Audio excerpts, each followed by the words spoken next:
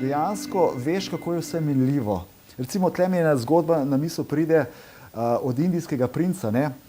Indijski princ je svojemu zlatarju naročil, naj mu izdela en prsten in naj gravira v njega en tak napis, ko bo ves poln slave in njega in vsega, da ga bo prizemljil, in ko bo čist na tleh, ko ga bo zlomil, da bo v bistvu dejansko mu dal to energijo, da bo spet se lahko pobral, ne. Zdaj me mrazi, ko to govorim, ne. In veste, kaj mu je zlatar napisal? To bo minilo.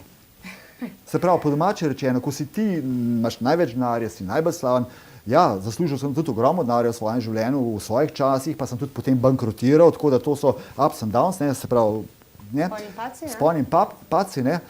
Dejansko sem se potem začel zavedati, da v bistvu je vse minljivo. Zato sem tudi izpostavil ta citat, ne. To pomeni, ko si na vrhu slave, se ti točno zavedaš, da to bo minilo. In se ne mečeš ven in se ne duvaš po domače čem, ker veš, da bo minilo. Malo je takšne, ki se tega zavedaš. In jaz se te življenje nauči, saj jaz se tudi nisem zavedal, saj sem bil tudi veliki in sem se sončil v žarometih, po par tisoč ljudi, hodil na seminar v tujini in tako naprej. In bilo sem, kot pa Rolling Stonesih, sem laufal po celem auditoriju okrog in tako naprej, in tako, sej, tudi temu se nisem izognil. Ampak v glavnem se točno zavedaš, ko si gor, to bo en dan minil.